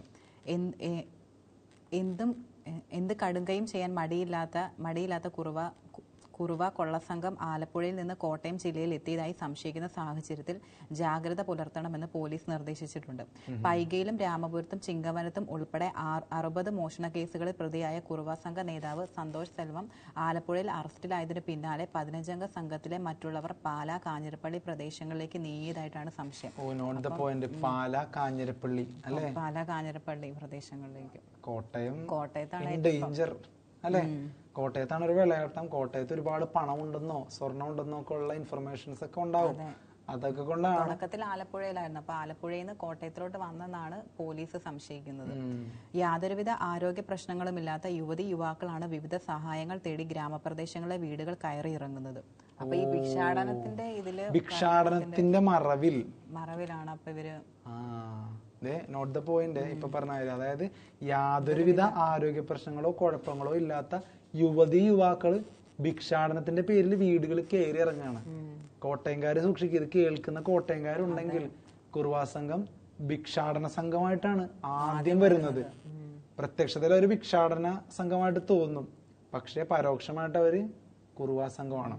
അവര് നോട്ട് ചെയ്യാൻ വരുന്നതാ ആരൊക്കെ എത്ര രേഖ കൊടുക്കുന്നുണ്ട് എന്നൊക്കെ. ഇപ്പൊ ഒരു ഭിക്ഷാടന സംഘം നമ്മുടെ അടുത്തോട്ട് വരുന്നു, അവരുടെ അടുത്ത് വരുമ്പോൾ നമ്മളുടെ ഉള്ള പൈസ നമ്മൾ ചിലപ്പോൾ കൊടുക്കുക. സാഹചര്യങ്ങൾ നോക്കിപ്പോ എന്തായാലും കൊടുക്കുന്നുണ്ടോ? ഈ പൈസ ഉള്ള ആൾക്കാർ കൊടുക്കാത്ത ആൾക്കാരുണ്ട്. എന്നാലും ഇപ്പൊ 500 രൂപയ്ക്ക് എടുത്ത് കൊടുക്കുകയാണോ അല്ലെങ്കിൽ 100 രൂപയ്ക്ക് എടുത്ത് കൊടുക്കുകയാണെങ്കിൽ അവർക്ക് ഓക്കെ, ആൾക്ക് എന്തോ ഉണ്ടല്ലോ കയ്യിൽ എന്നൊക്കെ ചിന്തിച്ച് ചിലപ്പോൾ അവര് ആ വീടിനെ സ്കെച്ച് ഇട്ടേക്കാം. അത് മാത്രല്ല, കൊടുക്കണത് നോക്കിയല്ല, കൊള്ളാൻ ചിലപ്പോൾ കൊടുക്കാണ്ടിരിക്കാനാണ് കൂടുതൽ പേര് ഇപ്പൊ നോക്കാറ്. സാഹചര്യം അതാണ് ഇമ്പോർട്ടന്റ്. ആൾക്കാരെങ്ങനെയാണ് അതെല്ലാം കൂടി അവരുടെ ആ ചുറ്റുപാടൊക്കെ മനസ്സിലാക്കി വെച്ചിട്ട് രാത്രിയില് എത്രത്തോളം പേരുണ്ട്, ആക്റ്റീവ് എത്ര പേരുണ്ട്, ഇനി അകത്ത് കയറി കഴിഞ്ഞാൽ എങ്ങനെയായിരിക്കും, ഇതെല്ലാം വിശകലനം ചെയ്യാനാണ് ഒരു ഭിക്ഷാടന മാഫിയയുടെ ഒരു പുറംമൂടി അണിഞ്ഞുകൊണ്ട് ഇവര് വീടുകളിലേക്ക് വരുന്നത്. ഇപ്പൊ അപ്പൂപ്പനമ്മൂമ്മയൊക്കെ ഉള്ളെങ്കിൽ അവർ വളരെ എളുപ്പത്തിലൊക്കെ തന്നെ അങ്ങനെ പല ഇൻസിഡൻസ് കോട്ടയത്തിന്റെ പല ഭാഗങ്ങൾ റിപ്പോർട്ട് ചെയ്യുന്നുണ്ട്. ചില മോഷണ ശ്രമങ്ങള്. അതുകൊണ്ട് തന്നെ പല ഭാഗങ്ങളിൽ ഇപ്പൊ ഈ പാല അങ്ങനെയുള്ള സ്ഥലങ്ങളിലൊക്കെ രാത്രിയൊക്കെ ലൈറ്റ് പോലും പലരും ഓഫ് ചെയ്യുന്നില്ല. കാരണം പറയാൻ പറ്റില്ലല്ലോ. അതുകൊണ്ട് മുൻകരുതലുകൾ എടുക്കുക എന്നുള്ളതാണ്. പിന്നെ രോഗം, ഭിക്ഷ, നേർച്ച തുടങ്ങിയ ആവശ്യങ്ങളുമായി എത്തുന്നവർ തമിഴിലാണ് സംസാരിക്കുന്നത്. ചിലർ തമിഴ് ചുവയുള്ള മലയാളവും സംസാരിക്കാറുണ്ട്. പിന്നെ എരുമേലി, പൊൻകുന്നം, മണിമല, പാലാ പോലീസ് സ്റ്റേഷൻ പരിധിയിൽ സംശയാസ്പദമായ സാഹചര്യത്തിൽ ആരോഗ്യദൃഢരായുള്ള പുരുഷന്മാർ ഏതാനും ദിവസങ്ങളായി വീടുകളിൽ സഹായം തേടിയെത്തുന്നുണ്ട്. ചിലയിടങ്ങളിൽ കുട്ടികളുമായാണ് സ്ത്രീകൾ വീടുകളിലേക്ക് എത്തുന്നത്. അനുവാദമില്ലാതെ വീടിന് ചുറ്റും പുരയിടത്തിലും നടന്ന് ഇവർ നിരീക്ഷണം നടത്തുന്നത് പതിവാണ്. ഇത്തരത്തിലുള്ള വീട്ടിലെത്താൻ തനിച്ച് താമസിക്കുന്നവർ വാതിൽ തുറക്കാതിരിക്കുന്നതാണ് സുരക്ഷിതമെന്ന് പോലീസ് പറഞ്ഞു. തീർച്ചയായിട്ടും. അതെ, തട്ടിയാലോ മുട്ടിയാലോ ഒന്നും മൈൻഡ് ചെയ്യാതിരിക്കുക. നിങ്ങൾക്ക് വേണ്ടപ്പെട്ടവരാണെങ്കിൽ നിങ്ങളെ ഫോണിലോ വല്ലതും വിളിക്കും അല്ലേ? അല്ലാതെ വരുന്ന ഒരു ശബ്ദങ്ങൾക്കും ഒരു അപശബ്ദങ്ങൾക്കും പ്രതികരിക്കാതിരിക്കുക. രാത്രി കാലങ്ങളിൽ അനാവശ്യമായിട്ട് ഒറ്റക്കിറങ്ങി നടക്കാതിരിക്കുക. കാരണം നിങ്ങളുടെ വീട്ടിൽ കക്കാൻ കയറിയാൽ മാത്രമല്ല നിങ്ങൾക്ക് ബുദ്ധിമുട്ടുണ്ടാവുക, അല്ലെങ്കിൽ നിങ്ങൾക്ക് പ്രശ്നങ്ങൾ ഉണ്ടാവുക. ഈ പറഞ്ഞ ആളുകളെ നിങ്ങൾ കണ്ടാൽ കൂടി നിങ്ങൾ ഐ വിറ്റ്നസ്സാ അല്ലേ? നിങ്ങൾ സാക്ഷികളായി മാറും. അപ്പൊ ആ സാക്ഷികളെ ഇല്ലാതാക്കാനോ സാക്ഷികളെ ആക്രമിക്കാനോ ഈ സംഘം ശ്രമിച്ചേക്കാം. അതുകൊണ്ട് എല്ലാ അർത്ഥത്തിലും ഒരു മുൻകരുതല് വളരെ നല്ലതാണ് അല്ലെ? പിന്നെ അർഹരായെന്ന് തോന്നിയാൽ സഹായം മാത്രം ജനാലയിലൂടെ നൽകുക. അപ്പൊ അവരും ഇങ്ങനെ വരുന്നവർക്ക് ചിലപ്പോൾ നമുക്ക് തോന്നൂല്ലോ, പക്ഷെ നമുക്കത് അറിയത്തില്ല എത്രത്തോളം സത്യം ഉണ്ടെന്ന്. അങ്ങനെ നിങ്ങൾക്ക് കൊടുക്കണമെന്നുണ്ടെങ്കിൽ തന്നെ അത് വരുമ്പോഴത്തേക്കും നമുക്ക് അങ്ങനെ തോന്നുന്ന ചിലർ തോന്നൂല്ലോ. അങ്ങനെ ഉണ്ടെങ്കിൽ അത് ജനാലയിലൂടെ നൽകാം. പിന്നെ ടോയ്ലറ്റിൽ പോകണമെന്ന് പറഞ്ഞാൽ വീടിന് പുറത്ത് ടോയ്ലറ്റ് ഉണ്ടെങ്കിൽ അവിടെ പോകാൻ നിർദ്ദേശിക്കാം. ഒരിക്കലും വീടിനകത്ത് കയറ്റരുത്. പിന്നെ രാത്രി വാതിലും ജനാലയും പാര കമ്പി പോലുള്ള ആയുധങ്ങൾ കൊണ്ട് കുത്തി തുറന്നും കൂറ്റൻ കല്ലിനെ ഇടിച്ചു തകർത്തും വീട്ടിൽ കയറുന്നവരാണ് കുറുവാ സംഘം എന്നുള്ളത് ഓർത്തു വെക്കുക. പരമാവധി മുൻകരുതലുകൾ എടുക്കുക. രാത്രി ആണ് കുറുവാ സംഘം മെയിനായിട്ട് വരുന്നത്. അജ്ഞാതരെ മുറ്റത്ത് കാണാനിടയായാൽ വാതിൽ തുറക്കുകയോ അവരെ നേരിടാൻ പോവുകയോ പാടില്ല. അതായത് അജ്ഞാതരായിട്ടുള്ള ആളുകളെ മുറ്റത്ത് മാത്രമല്ല പരിസരത്തോ റോഡുകളിലോ ഒക്കെ കണ്ടു കഴിഞ്ഞാൽ വെറുതെ എന്താണ് എന്നുള്ള രീതിയിൽ പോലും ഇറങ്ങി വെറുതെ പണി മേടിക്കരുത്. അപ്പൊ പത്രങ്ങൾ അത്രത്തോളം കൊടുത്തിട്ടുണ്ട് മുൻകരുതലുകൾ. ഒരുപാട് നിർദ്ദേശങ്ങൾ കൊടുത്തിട്ടുണ്ട്. എന്തായാലും ഈ പറഞ്ഞ ഏരിയാസിലൊക്കെ പ്രത്യക്ഷത്തിലും ചെക്കിംഗ് ഒക്കെ ഉണ്ടാവും. പേടിക്കേണ്ട ആവശ്യമില്ല, കരുതൽ മതി. ഭയം വേണ്ട, ജാഗ്രത മതി എന്ന് പിണറായി വിജയൻ പറയുന്നത്. വീടിന് പുറത്തുള്ള ലൈറ്റ് തെളിക്കുക, ടാപ്പ് തുറന്നിടുക, കുഞ്ഞുങ്ങളുടെ ശബ്ദത്തിൽ കരയുക തുടങ്ങിയ സാഹചര്യങ്ങൾ ഒരുക്കി കുറുവാ സംഘം ആക്രമണത്തിന് തുനിയാറുണ്ട്. അപ്പൊ എല്ലാ തന്ത്രങ്ങളും അവര് പയറ്റി നോക്കും. നിങ്ങൾ എങ്ങനെയെങ്കിലും പുറത്തോട്ട് കൊണ്ടുവരാൻ, ആ വാതിൽ എങ്ങനെയെങ്കിലും തുറക്കാനായിട്ട് പല ഊരി അവര് ശ്രമിക്കും. പക്ഷെ വീണ് പോകരുത്. അത് മാത്രമല്ല, നിങ്ങള് മുൻകരുതലുകൾ എടുത്ത് ഇരിക്കുക. ഇനിയും എന്താണ് ചുമ്മാ ഒരു കെയർലെസ് ആയിട്ട് അല്ലെ എന്തെങ്കിലും മൊബൈലിലോ അങ്ങനെ കളിച്ചിരിക്കാതിരിക്കുക. കയറി വരുമ്പോ എല്ലാം തകിടം മറിയും. കുറുവാ സംഘം എന്നുള്ളതൊരു യാഥാർത്ഥ്യമാണ്. കോട്ടയത്താണ് പ്രത്യേകിച്ച്. ഇപ്പോ കുറച്ച് നാളുകളായിപ്പോ ഒരു കോട്ടയത്ത് തമ്പടിച്ചേക്കണം, ഇപ്പോഴും പോയിട്ടില്ല. അതുകൊണ്ട് കോട്ടയംകാര് ശ്രദ്ധിക്കുക. എല്ലാവരും നമ്മളെല്ലാവരും ശ്രദ്ധിക്കുക. നമ്മളും കോട്ടയത്താണ്. ഇനി അടുത്തൊരു വാർത്ത. നമ്മൾ കോട്ടയത്ത് കുറുവാ സംഘത്തിന്റെ കാര്യം പറഞ്ഞു. അതിനുശേഷം കോട്ടയത്ത് നിന്നുള്ള ഒരു അടുത്തൊരു വാർത്ത കടുത്തുരുത്തിയിൽ നിന്നാണ്. ഇങ്ങനെ ആയാൽ പോരാ, കടുത്തുരുത്തി അഗ്നിരക്ഷാ നിലയം. ജോ ആൻഡ് സജി എന്ന ഒരു 8ാം ക്ലാസ്സുകാരിയാണ് ഇത് എഴുതിയിരിക്കുന്നത്. മുട്ടുചിറ കടുത്തുരുത്തി അഗ്നിരക്ഷാ നിലയം വർഷങ്ങളായി വിവിധ സ്ഥലങ്ങളിൽ വാടക കെട്ടിടത്തിലാണ് പ്രവർത്തിക്കുന്നത്. ഇപ്പോൾ ഞങ്ങളുടെ സ്കൂളിന് സമീപത്തെ വാടക കെട്ടിടത്തിലാണ് അഗ്നിരക്ഷാ നിലയം പ്രവർത്തിക്കുന്നത്. മുട്ടുചിറ സെയിന്റ് ആഗ്നസ് LP സ്കൂളിലേക്കുള്ള വഴിയെ പോകുമ്പോൾ തന്നെ അഗ്നിരക്ഷാ നിലയത്തിന്റെ അവസ്ഥ കാണാൻ കഴിയും. വാഹനങ്ങൾ മഴയും വെയിലും ഏൽക്കാതെ സംരക്ഷിക്കാൻ താൽക്കാലിക ഷെഡുകൾ മാത്രമാണുള്ളത്. ജീവനക്കാർക്കും മതിയായ സൗകര്യങ്ങളില്ലെന്നാണ് അറിയുന്നത്. മുട്ടുചിറയിൽ കാപ്പും തലയ്ക്കുള്ള വഴിയിലാണ് അഗ്നിരക്ഷാ നിലയം. ഈ വഴിയിൽ മുട്ടുചിറ ഹോളി ഗോസ്റ്റ് ഫെറോനോ ദേവാലയം, holy ghost boys high school, saint Agnes LP school, saint Agnes high school, government UP school, Alphonsa Bhavan തീർത്ഥാടന കേന്ദ്രം എന്നിവയെല്ലാം പ്രവർത്തിക്കുന്നുണ്ട്. രാവിലെയും വൈകിട്ടും സ്കൂൾ സമയങ്ങളിൽ അഗ്നിരക്ഷാ നിലയങ്ങൾ അവിടുത്തെ വാഹനങ്ങൾ അടിയന്തര സന്ദേശം കിട്ടി പോകുമ്പോൾ ഗതാഗത പ്രശ്നങ്ങൾ ഉണ്ടാകുന്നത് പതിവായി കാണാറുണ്ട്. റോഡിന്റെ വീതി കുറവും ബുദ്ധിമുട്ടുണ്ടാകുന്നുണ്ട്. ഞങ്ങൾ കുട്ടികളും ഇത്തരം സന്ദർഭങ്ങളിൽ പ്രയാസപ്പെടാറുണ്ട്. ഇവയ്ക്കെല്ലാം പരിഹാരം ഉണ്ടാകണമെങ്കിൽ അഗ്നിരക്ഷാ നിലയത്തിന് സ്ഥിരം കെട്ടിടം വേണമെന്ന് ജോ ആൻഡ് സജി പറഞ്ഞിരിക്കുകയാണ്. സീഡ് റിപ്പോർട്ടറാണ്, 8ാം ക്ലാസ്സുകാരിയാണ്, സെന്റ് ആഗ്നസ് ഹൈസ്കൂൾ മുട്ടുചിറയിലെ ഒരു വിദ്യാർത്ഥിനിയാണ്. എന്തൊരു സാമൂഹിക പ്രതിബദ്ധതയുള്ളൊരു വിദ്യാർത്ഥിനി അല്ലെ?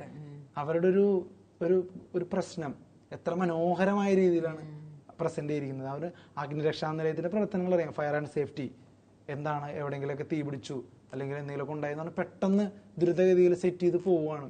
അവിടെ സ്കൂളുകളുണ്ട്, കുട്ടികളുണ്ട്, അവർ ക്രോസ് ചെയ്യുന്ന സാഹചര്യങ്ങളുണ്ടാവും അല്ലേ? അപ്പൊ ഇങ്ങനെ സ്പീഡിൽ പോകുമ്പോൾ ഇത്തരത്തിലുള്ള സുരക്ഷകളൊക്കെ ഭയങ്കരമായ വീഴ്ചകളിലേക്ക് പോകാൻ സാധ്യത കൂടുതലാണെന്നാണ് ഈ മിടുക്കിയായ കുട്ടി സൂചിപ്പിക്കുന്നത്. അതുകൊണ്ട് കടുത്തുരുത്തിയിലെ അഗ്നിരക്ഷാ നിലയത്തിന് ഒരു കെട്ടിടം വേണം. അപ്പോൾ കടുത്തുരുത്തിയിലെ അഗ്നിരക്ഷാ നിലയത്തിന് ഒരു കെട്ടിടം വേണമെന്നുള്ള ആവശ്യം പറഞ്ഞുകൊണ്ടാണ് ജോയാൻ സജി ഇങ്ങനെ ഒരു റിപ്പോർട്ട് മാതൃഭൂമിയിൽ എഴുതിയിരിക്കുന്നത്. നല്ലൊരു കാര്യമാണ്. അതുകൊണ്ട് കടുത്തുരുത്തി അഗ്നിരക്ഷാ നിലയത്തിന് കെട്ടിടം അനുവദിച്ചുകൊണ്ടുള്ള ഉത്തരവ് വായിക്കാനും ഒരു യോഗം ഉണ്ടാവട്ടെ. അല്ല, ഈ ഒരു പ്രശ്നം ഈ ഒരു കുട്ടിയിലൂടെ ലോകമറിഞ്ഞ് പരിഹരിക്കപ്പെടും എന്ന് തന്നെ വിശ്വസിക്കാം. തീർച്ചയായിട്ടും. അയ്യോ, പിന്നെ കോട്ടയത്തിന് അടുത്തൊരു ചീഞ്ഞ് നാറി വൈക്കം ടൗൺ മാലിന്യ നീക്കം പാളി. ചീഞ്ഞ് നാറുകയാണെന്നാണ് പറയുന്നത് വൈക്കം. അയ്യോ, മഹാദേവ ക്ഷേത്രത്തിലെ അഷ്ടമി ഉത്സവത്തിന് ടൗണിലുണ്ടായ മാലിന്യം പൂർണ്ണമായും നീക്കം ചെയ്യാൻ നഗരസഭയ്ക്കായിട്ടില്ല. ഇതോടെ മൂക്കുപത്താതെ ടൗണിലൂടെ സഞ്ചരിക്കാൻ കഴിയാത്ത സ്ഥിതിയായി. കഴിഞ്ഞ ദിവസം ഐക്യത്തഷ്ടമി കാര്യങ്ങളൊക്കെ ഉണ്ടായിരുന്നല്ലോ. അതോടനുബന്ധമായിട്ടുള്ള മാലിന്യങ്ങളൊന്നും നീക്കം ചെയ്യാൻ സാധിച്ചിട്ടില്ല. അതുകൊണ്ട് ഭയങ്കരമായിട്ടുള്ള ഒരു മാലിന്യ പ്രശ്നം അവിടെ നടക്കുകയാണ്. കോട്ടയത്തിന്റെ മറ്റൊരു ഭാഗമാണത് അല്ലെ. വൈക്കത്ത് ഇതുപോലെ മാലിന്യ പ്രശ്നം നടക്കുകയാണ്. ഒരു സ്ഥലത്ത് അഗ്നി സുരക്ഷാ നിലയത്തിന് കെട്ടിടമില്ലാത്തത്, ഇപ്പതേ വൈക്കത്ത് മാലിന്യ പ്രശ്നം, ഒരു സ്ഥലത്ത് കുറുവാ സംഘത്തിന്റെ പ്രശ്നം. അങ്ങനെ കോട്ടയത്തുള്ള പ്രശ്നങ്ങൾ ഓരോന്നോരോന്നായിട്ട് പരിഹരിക്കാൻ സാധിക്കട്ടെ അല്ലേ? തീർച്ചയായിട്ടും. പിന്നെ പ്രധാനമായിട്ട് വരുന്ന അടുത്തടുത്ത വാർത്തകളിലേക്ക് നമുക്ക് പോയാൽ, ബലാത്സംഗ കേസ് നടൻ ബാബുരാജന് മുൻകൂർ ജാമ്യം. ബലാത്സംഗ കേസിൽ നടൻ ബാബുരാജന് മുൻകൂർ ജാമ്യം. ഉപാധികളോടെയാണ് ഹൈക്കോടതി ജാമ്യം അനുവദിച്ചത്. അന്വേഷണവുമായി സഹകരിക്കണം, 10 ദിവസത്തിനകം അന്വേഷണ ഉദ്യോഗസ്ഥന് മുന്നിൽ കീഴടങ്ങണം എന്നീ ഉപാധികളാണ് നിർദ്ദേശിച്ചിട്ടുള്ളത്. സിനിമയിൽ അവസരം വാഗ്ദാനം ചെയ്ത് ജൂനിയർ നടിയെ പീഡിപ്പിച്ചു എന്നായിരുന്നു കേസ്. ജസ്റ്റിസ് CS ഡയസിന്റെ ബെഞ്ചാണ് മുൻകൂർ ജാമ്യ ഹർജി പരിഗണിച്ചത്. പരാതി നൽകാനുള്ള കാലതാമസം പരിഗണിച്ചുകൊണ്ടാണ് ജാമ്യം അനുവദിച്ചത്. സിനിമയിൽ അവസരം വാഗ്ദാനം ചെയ്ത് ബാബുരാജിന്റെ ആലുവയിലെ വീട്ടിലും അടിമാലിയിലെ റിസോർട്ടിലും വെച്ച് പീഡിപ്പിച്ചു എന്നായിരുന്നു ജൂനിയർ ആർട്ടിസ്റ്റിന്റെ പരാതി. യുവതി DGPക്ക് നൽകിയ പരാതി അടിമാലി പോലീസിന് കൈമാറുകയായിരുന്നു. കേസ് രജിസ്റ്റർ ചെയ്തതിന് പിന്നാലെയാണ് മുൻകൂർ ജാമ്യം തേടി ഹൈക്കോടതിയെ ബാബുരാജ് സമീപിച്ചത്. ബലാത്സംഗ കേസിൽ പരാതി നൽകാനിടയായ കാലതാമസം ചൂണ്ടിക്കാട്ടി നടൻ സിദ്ദിഖിന് നേരത്തെ സുപ്രീം കോടതി മുൻകൂർ ജാമ്യം അനുവദിച്ചിരുന്നു. മലയാള സിനിമാ ലോകം ഹേമ കമ്മിറ്റി റിപ്പോർട്ടിന് പിന്നാലെ ബലാത്സംഗ കേസുകൾ, സ്ത്രീപീഡന കേസുകളിലൊക്കെ പ്രതി ചേർക്കപ്പെടുകയാണ്. സിനിമാ ലോകം എന്ന് പറഞ്ഞ് എല്ലാവരെയും അടച്ചാക്ഷേപിക്കുന്നില്ല. ആ സിനിമാ ലോകത്തെ ചില പ്രമുഖർ അല്ലെ, അവര് പല പല ആരോപണ വിധേയരായിട്ടും മറ്റുമൊക്കെ പല പല കേസുകളിൽ പെടുന്നുണ്ട്. ചിലർ ഊരിപ്പോകുന്നുണ്ട്. ഊരിപ്പോരാനായിട്ടുള്ള പ്രധാനപ്പെട്ട ഒരു നിയമവശം എന്ന് പറഞ്ഞു കഴിഞ്ഞാൽ, ഈ പരാതി കൊടുത്തവർ ആ പരാതി കൊടുക്കാനിടയായ കാലതാമസം, ആ കാലതാമസം പരിഗണിച്ചാണ് എല്ലാവർക്കും ജാമ്യം കൊടുക്കുന്നത്. അതായത് നേരത്തെ തന്നെ അതൊന്ന് പരാതിപ്പെടായിരുന്നില്ലേ, അപ്പൊ തന്നെ സംഭവിക്കുമ്പോൾ തന്നെ അതിന് നടപടി എടുക്കാമായിരുന്നു എന്നുള്ള പരിഗണനയിലാണ് ഇപ്പോൾ ഈ കാലതാമസത്തിന്റെ പേരിൽ ഇവർക്കൊക്കെ ജാമ്യം കിട്ടുന്നത്. എന്തായാലും ഉപാധികളോടെയാണ് ജാമ്യം. ആ കേസ് തീർന്നിട്ടില്ല, ജാമ്യം കിട്ടി എന്നേ ഉള്ളൂ. എന്തായാലും ഇനിയെങ്കിലും ഇവരൊക്കെ അല്ലെ, സിനിമ ഇൻഡസ്ട്രിയാണ് ഒന്നാമത് ചീത്തപ്പേരുണ്ട് പണ്ട് മുതൽ, സിനിമ ഇൻഡസ്ട്രിയാണ് ഇങ്ങനെയാണെന്നൊക്കെ. ഇതിപ്പോ കുറച്ചും കൂടി തന്നെ ഒരു തെളിവാണ് ഇങ്ങനെ ഈ റിപ്പോർട്ട്. സിനിമ ഇൻഡസ്ട്രി കിടക്കാൻ പോകുന്ന എല്ലാവരും, നമ്മളടക്കം എല്ലാവരും കരുതലോടെ ഇരിക്കുക, നല്ല സ്വഭാവത്തിലൂടെ സഞ്ചരിച്ച് അങ്ങോട്ടേക്ക് എത്തുക, അല്ലെങ്കിൽ വെയിറ്റ് ചെയ്യുക. നല്ല സ്വഭാവം വരാൻ വേണ്ടി വെയിറ്റ് ചെയ്യുക, അതിനോട് പരിശ്രമിക്കുക, നല്ല സ്വഭാവം എത്തിക്കുക, എന്നിട്ട് കയറി ചെല്ലുക. അല്ലെങ്കിൽ ആകെ സീനാവും അല്ലേ. നല്ല സ്വഭാവം ഇല്ലെങ്കിൽ വലിയ പ്രശ്നമാണ് ഇന്നത്തെ കാലഘട്ടത്തിൽ. പ്രത്യേകിച്ച് സ്ത്രീകളൊക്കെ പ്രതികരിച്ച് തുടങ്ങി അല്ലെ. തീർച്ചയായിട്ടും സ്ത്രീകൾ പ്രതികരിച്ചു മുന്നോട്ട് വന്ന് തുടങ്ങി. പണ്ട് ഭീതിയിൽ അയ്യോ നഷ്ടപ്പെടുമോ, അവസരം ഇല്ലാണ്ടാവോ, അല്ലെങ്കിൽ താഴ്ത്തപ്പെടുമോ എന്നൊക്കെ വിചാരിച്ച് ഒതുങ്ങി നിന്നിരുന്ന സ്ത്രീകളൊക്കെ മുന്നോട്ട് വന്ന് ഇതുപോലെ പ്രതികരിക്കുന്നത് ഒരു വലിയ സൂചനയാണ്. ആ സൂചന കണ്ട് ആണുങ്ങൾ പഠിക്കുക, എല്ലാവരും, ഞാനടങ്ങുന്ന ആൺവർഗം. ശരി, അപ്പോൾ പ്രധാനപ്പെട്ട അടുത്തടുത്ത വാർത്തകളിലേക്ക് ഉടനെ പോകേണ്ടതുണ്ട്. എന്തോ ആനയുടെ പടമൊക്കെ കാണിച്ചിട്ട് കേരള കൗമുദിയിലൊരു വാർത്ത, ആനയെ കണ്ടാൽ എനിക്ക് വീക്ക്നെസ് ആണ്. ആന എന്താ? ഓക്കെ. ഓഹ്, നല്ലൊരു 3 ആനയുടെ കാട്ടാനകളുടെ പടമാണ് കൊടുത്തിരിക്കുന്നത്. TR&T എസ്റ്റേറ്റിൽ തൊഴിലാളികളെ ആക്രമിച്ച് കാട്ടാനക്കൂട്ടം. അമ്പട, ഇതൊരു ഗ്ലോറിഫൈങ് വാർത്തയൊന്നുമല്ല. ആക്രമിച്ച് കാട്ടാനക്കൂട്ടം, ഇതൊരു വികൃതി കൂട്ടമാണ്. അപ്പോ ക്രൂരന്മാര്. അയ്യോ, മുണ്ടക്കയത്ത എല്ലാം കോട്ടയത്താണുള്ളത്. മുണ്ടക്കയം ഈസ്റ്റ് TR&T എസ്റ്റേറ്റിൽ തൊഴിലാളികൾക്ക് നേരെ കാട്ടാന ആക്രമണം. ഇന്നലെ രാവിലെയാണ് സംഭവം. എസ്റ്റേറ്റ് സൂപ്പർവൈസർ ശരത്ത് ഒറ്റപ്ലാക്കലിന് പരിക്കേറ്റു. നല്ല പേരല്ലേ, ശരത്ത് ഒറ്റപ്ലാക്കൽ. അതെനിക്കറിയാം, പക്ഷെ പേര് അടിപൊളി പേരാ, ശരത്ത് ഒറ്റപ്ലാക്കൽ. കടമാങ്കുളം ഡിവിഷനിൽ തമ്പടിച്ചിരിക്കുന്ന കാട്ടാനക്കൂട്ടത്തെ വനപാലകരെത്തി തുരത്തുന്നതിനിടയിലാണ് അപകടം. അത് പറ, കാട്ടാനക്കൂട്ടത്തെ വനപാലകരെത്തി തുരത്തുകയാണ്. അപ്പൊ പിന്നെ കാട്ടാനക്ക് അറിയൂ. അപ്പൊ പിന്നെ അവര് ജീവരക്ഷാർത്ഥം ഇവരെന്താണ് കാണിക്കണെന്നുള്ള രീതിയിലും വല്ല അക്രമം ചെയ്തിട്ടുണ്ടാവും. അത് പറ, കണ്ട, വിശദമായിട്ട് പറയണം. അല്ലാണ്ട് ചുമ്മാ ആനകൾ കയറി അങ്ങോട്ട് മേയാമെന്ന് പറഞ്ഞാൽ ഞാൻ വിശ്വസിക്കില്ല. അപ്പൊ സ്ത്രീ തൊഴിലാളികൾ ഉൾപ്പെടെ 11ഓളം പേർ കൂടി നിന്നിടത്തേക്ക് കാട്ടാനകൾ പാഞ്ഞടുക്കുകയായിരുന്നു. സ്ത്രീകളെ കണ്ടോണ്ടോ? സ്ത്രീ തൊഴിലാളികൾ സമയത്ത് കാട്ടാനക്കൂടെ പാഞ്ഞെടുത്തു. അല്ല, അതേ പിന്നെ എഴുതി വെച്ചിരിക്കുന്നത് കേരള കൗമുദി റിപ്പോർട്ടറിനെ നീ ചോദ്യം ചെയ്തില്ല. അപ്പോ സ്ത്രീകൾ നിൽക്കുന്ന സ്ഥലത്തേക്ക് കാട്ടാനക്കൂട്ടം പാഞ്ഞെത്തി. ആളുകളെ കണ്ടോണ്ടായിരിക്കും, പ്രത്യേകിച്ച് സ്ത്രീകളെ. സ്ത്രീകളാണെന്ന് അവർക്ക് അറിയത്തില്ല. ഓ, പിന്നെ അവർക്ക് അറിയില്ലല്ലോ. ആണിനും പെണ്ണിനൊക്കെ തിരിച്ചറിയാനുള്ള ബുദ്ധിയിൽ ഏറ്റവും വിവരമുള്ള ഒരു വർഗമാണ് ആന. മരിയ, അത് മനസ്സിലാക്കൂ. ആനയുടെ വിവരത്തെ ചോദ്യം ചെയ്യരുത്. ഓടി രക്ഷപ്പെടാൻ ശ്രമിക്കുന്നതിനിടെയാണ് സൂപ്പർവൈസർക്ക് പരിക്കേറ്റത്. ഒരു സൂപ്പർവൈസറും 10ഓളം തൊഴിലാളികളുമാണ് ആക്രമണത്തിൽ നിന്നും തലനാരിഴയ്ക്ക് രക്ഷപ്പെട്ടത്.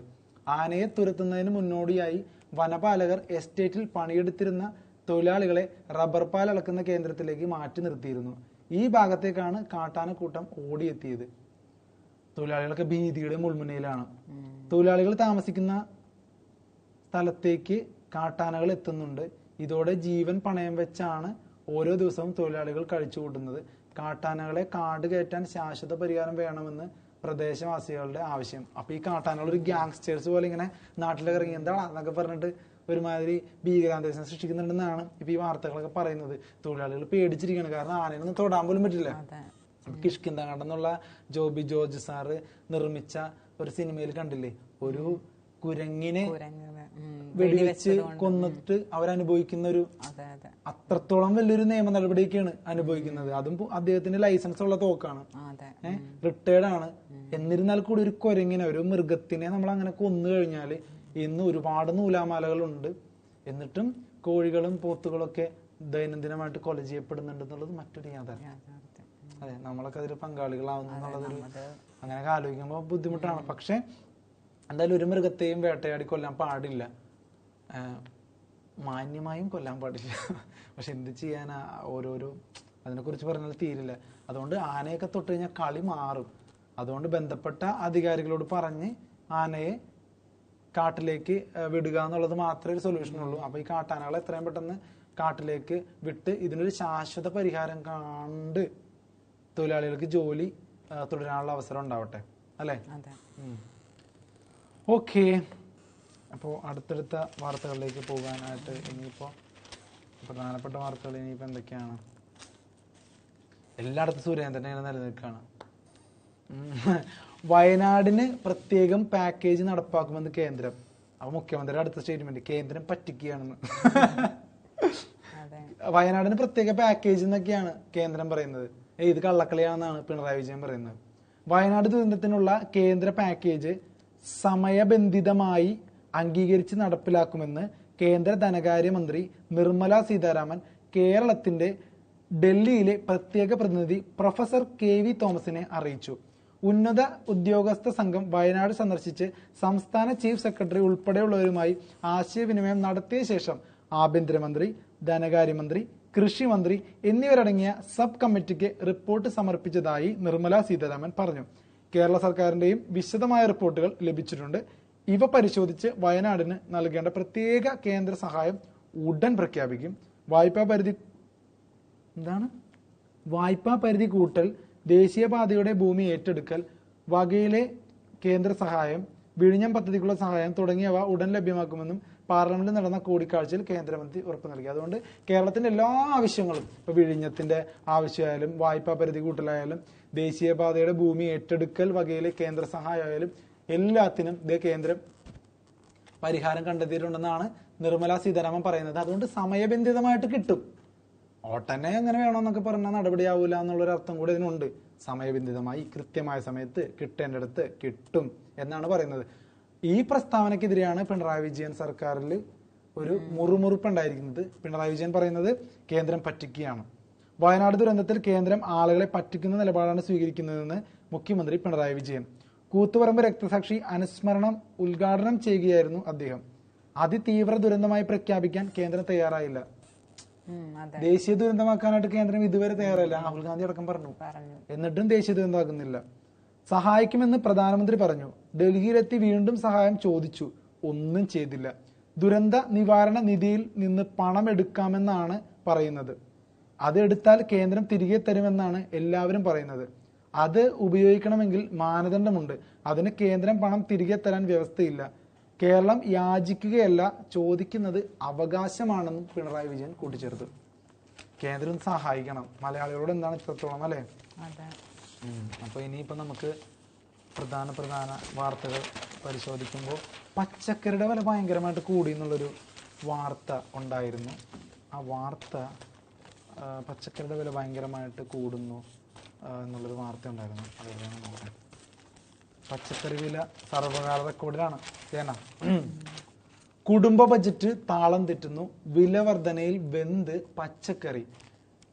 മലയാള മനോരമ വളരെ വിശദമായ രീതിയിൽ ഒരു വലിയ കോളം വാർത്തയായിട്ട് പച്ചക്കറിയുടെ വില വർധന കൊടുത്തിട്ടുണ്ട്. ക്യാരറ്റ്, ബീട്രൂട്ട്, സവാള, ഏത്തക്കായ എന്നിവയ്ക്കെല്ലാം വിലക്കയറ്റം. വെളുത്തുള്ളി മുതൽ ബീട്രൂട്ട് വരെ വില വർധന. പച്ചക്കറി കഴിക്കുന്നവർക്ക് രക്ഷയില്ല. കഴിഞ്ഞ മാസം 40 രൂപ വിലയുണ്ടായിരുന്ന ബീട്രൂട്ടിന് ഇന്നലെ കോട്ടയം മാർക്കറ്റിൽ വില 60 രൂപ. ശബരിമല സീസൺ ആരംഭിച്ചതോടെ ക്യാരറ്റ്, സവാള, ഏത്തക്കായ, തേങ്ങ എന്നിവയ്ക്കും വിലക്കയറ്റമുണ്ട്. അടുക്കളയിലെ പ്രധാനികളുടെ വിലവർധന കുടുംബ ബജറ്റിനെ താളം തെറ്റിക്കുകയാണ്. പച്ചക്കറി കടകളിൽ മുൻപൊക്കെ സ്ഥിരം വിലവിവര പട്ടിക ഉണ്ടായിരുന്നു. എന്നാൽ ഇപ്പോൾ സ്കൂളുകളിലെ ബ്ലാക്ക് ബോർഡ് പോലെയാണ് കാര്യങ്ങൾ. ചോക്ക് കൊണ്ട് എഴുതുന്നത് മായ്ച്ച് കൂടുന്ന വില അപ്പോൾ തന്നെ തിരുത്തിയെഴുതിയാണ്.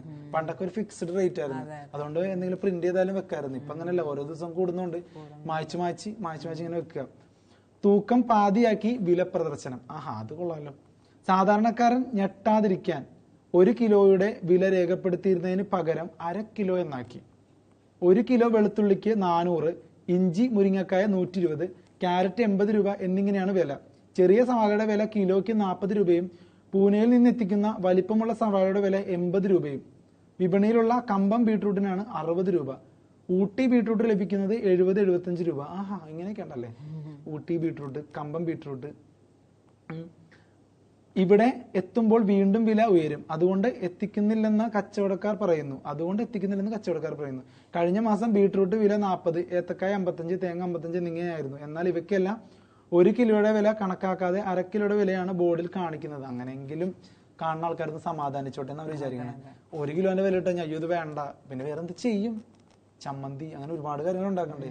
അയ്യോ ഞാലിപ്പൂവിനും വില കൂടി. ചാഞ്ചാടി ഞാലിപ്പൂവിന് 1 കിലോയ്ക്ക് കഴിഞ്ഞ മാസം 60 രൂപ വില ഉണ്ടായിരുന്നത് ഇപ്പോൾ 50 രൂപയിലെത്തി. അത് വില കൂടിയിട്ടില്ല കേട്ടോ, കുറഞ്ഞു. പാവം, ഇനി ആൾക്കാർക്ക് കുറച്ച് ഞാലിപ്പൂവും കഴിക്കാം. 10 രൂപ കുറഞ്ഞു. ക്യാബേജ്, വെണ്ടയ്ക്ക, തക്കാളി, കോവയ്ക്ക, ബീൻസ്, പയർ, മത്തങ്ങ, പടവലം എന്നിവ കോട്ടയം ചന്തയിൽ 40 രൂപ ക്ലബിലാണ്. Very good. 200 കടന്ന് ഗ്രീൻ പീസിന് വില കൂടി. കിലോഗ്രാമിന് 200 കടന്ന് ഗ്രീൻ പീസ്. ഏതാനും മാസം മുമ്പ് 115-130 രൂപയായിരുന്നു. ഒരു മാസം മുമ്പ് 150-ലെത്തി. ഇന്നലെ കോട്ടയം മാർക്കറ്റിലെ വില 205 രൂപയാണ്. ഓസ്ട്രേലിയയിൽ നിന്ന് ഇറക്കുമതി ചെയ്യുന്ന ഗ്രീൻ പീസിന്റെ കുറവാണ് വില ഉയരുന്നതിന് കാരണമെന്ന് കച്ചവടക്കാർ പറയുന്നു. ഓസ്ട്രേലിയയിൽ നിന്നൊക്കെ വരുന്ന ഈ പറയുന്ന ഗ്രീൻ പീസ് ഒക്കെയാണല്ലോ നമ്മൾ കഴിക്കുന്നത്. ഓസ്ട്രേലിയ. Very good. അപ്പൊ നമുക്കിനി സ്പോർട്സ് പേജിലേക്ക് പോയാലോ? അങ്ങനെ പെർത്തിൽ ഇന്ത്യ വിജയിച്ചിരിക്കുകയാണ്. പെരുത്ത് സന്തോഷം. ഐതിഹാസികമായ വിജയം ഇന്ത്യക്ക്.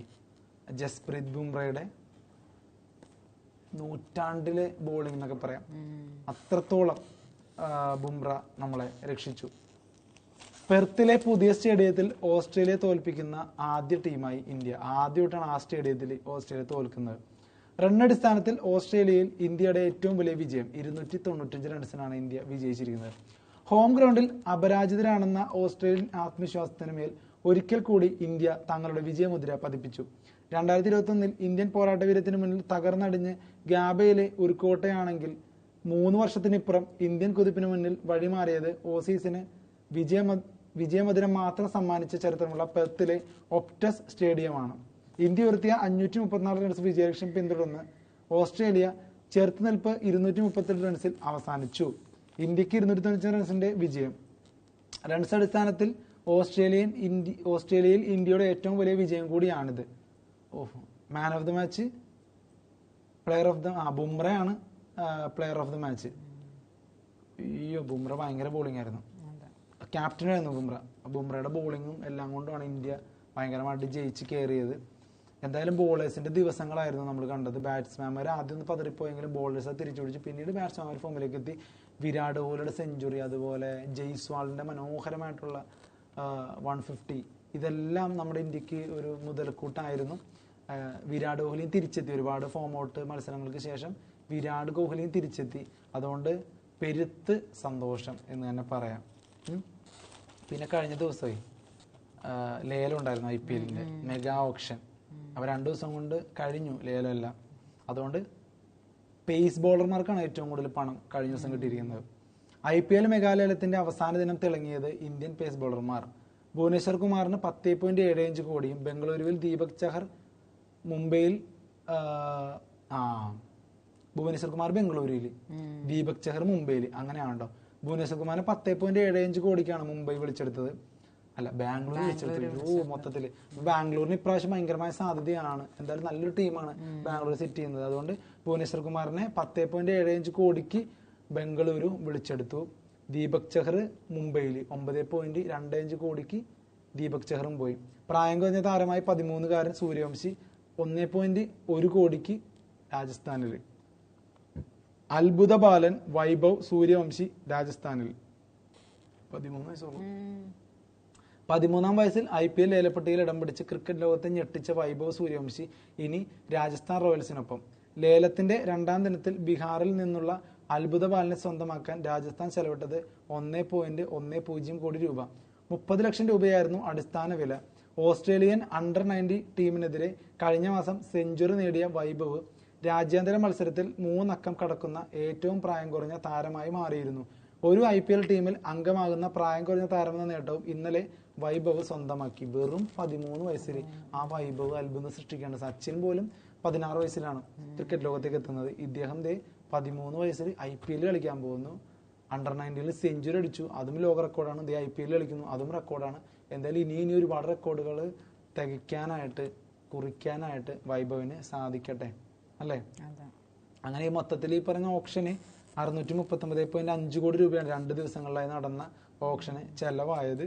ലേലത്തിൽ ടീമുകൾ സ്വന്തമാക്കാത്ത ഇന്ത്യൻ താരങ്ങൾ ഉമേഷ് യാദവ്, ഷർദുൽ ഠാക്കൂർ, പൃഥ്വി ഷാ, സർഫറാസ് ഖാൻ, ശിവം മാവി, മായങ്ക് അഗർവാൾ, KS ഭരത്, നവദീപ് സൈനി, ഇത്രയും പേരെ സ്വന്തമാക്കിയില്ല. സർഫറാസ് ഖാനൊക്കെ സ്വന്തമാക്കായിരുന്നത് എന്തോ ഭയങ്കര ചതിയായിപ്പോയി. അതൊക്കെ വേണ്ടായിരുന്നു. അപ്പം അങ്ങനെയാണ് കാര്യങ്ങൾ. അപ്പോൾ ഇന്നത്തെ പത്രവാർത്താസ് ഞങ്ങൾ വൈൻഡപ്പ് ചെയ്യാൻ പോവുകയാണ്. ഏകദേശ വാർത്തകളൊക്കെ ഞങ്ങൾ ഇന്നും നിങ്ങൾക്ക് മുമ്പിൽ അവതരിപ്പിച്ചിട്ടുള്ളൂ. എല്ലാ വാർത്തകളും അതിലില്ല. ചില വാർത്തകൾ നമുക്ക് ഈ ഒരു സമയപരിധിക്കുള്ളിൽ നിന്ന് പറയാൻ പറ്റുന്ന വാർത്തകൾ മാത്രമേ എടുത്തിട്ടുള്ളൂ. അപ്പം ഇന്നത്തെ പത്രവാർത്താസ്, ഇന്ന് ഭരണഘടനയുടെ 75-ാം വാർഷിക ദിവസമാണ്. അപ്പോൾ ഈ ഒരു ദിവസത്തെ പത്രവാർത്താസ് ഞങ്ങൾ വൈൻഡപ്പ് ചെയ്യുകയാണ്. എല്ലാവർക്കും നമസ്കാരം. അയ്യോ, കുറേ ആൾക്കാർ എടുക്കാറ്.